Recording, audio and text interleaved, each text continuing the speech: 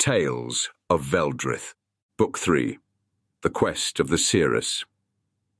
Episode 29, The Labyrinth of Eldryn. The ruins of the citadel loomed like the broken crown of a forgotten king, jagged stone walls reaching skyward from the jungle-cloaked cliffs. Moss and creeping vines coiled through shattered archways and tumbled pillars, nature reclaiming what time and war had left behind. Thunder rumbled distantly overhead, and the sky above the island broiled with dark clouds, as if echoing the tension that churned in Eira's chest. She crouched beside the waterfall, feeling the raw ley-line energy vibrating beneath her boots. The water tumbled over ancient runes carved into the cliff face, glowing faintly with residual power. It was Sigrid who found the entrance, a narrow gap hidden behind the veil of falling water. There, the captain said, gesturing with her axe.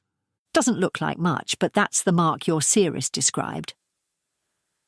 Eira nodded, brushing wet strands of hair from her face. This is it. The labyrinth lies below. The surviving crew had regrouped after days of navigating the island's treacherous interior. Their numbers had dwindled, but their resolve held firm. Sigrid led them with gruff efficiency, her fierce loyalty to Eira outweighing her initial doubts about the quest. They lit torches and descended through the narrow passage, the roar of the waterfall fading behind them. The air grew colder, denser, as the tunnel gave way to a spiral staircase carved into obsidian rock. The walls shimmered faintly, as if coated in dust that responded to their presence. At the base of the stairs, the labyrinth revealed itself. A massive chamber opened before them, its floor a vast mosaic of mirrored tiles, half buried in dust and rubble.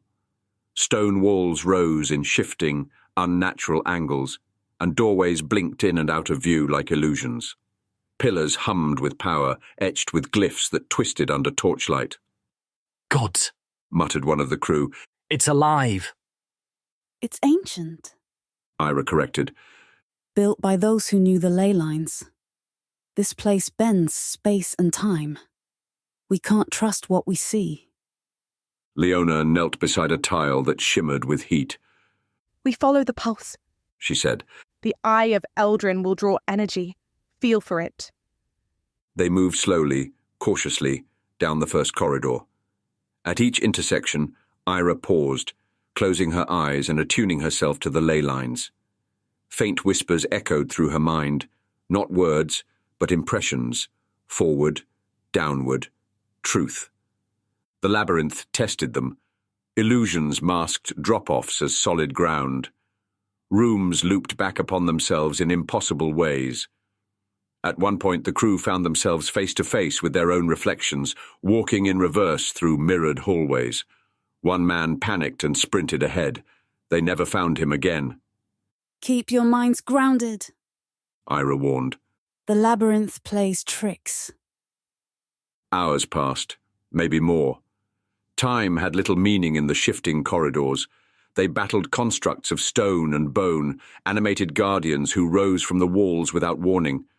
Sigrid's axe sang through the dark. Leona's knives found the gaps in their armor, and Eira fought with ruthless precision. At last they came to a great domed chamber.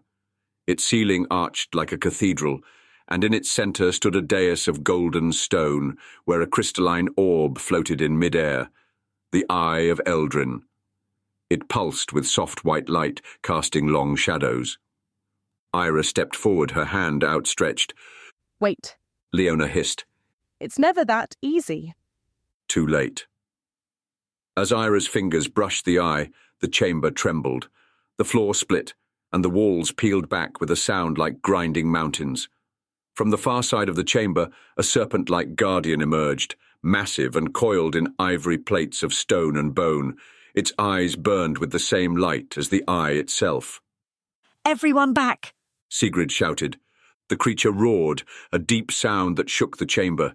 Its tail lashed out, striking the ground with seismic force.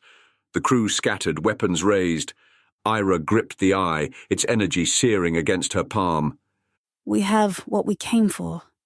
Now, we fight to survive. and the Labyrinth of Eldryn roared to life around them. Thank you for listening to the Tales of Veldrith. Books 1 and 2 are now available in paperback and on Kindle. Visit mattytaylor.com for more details.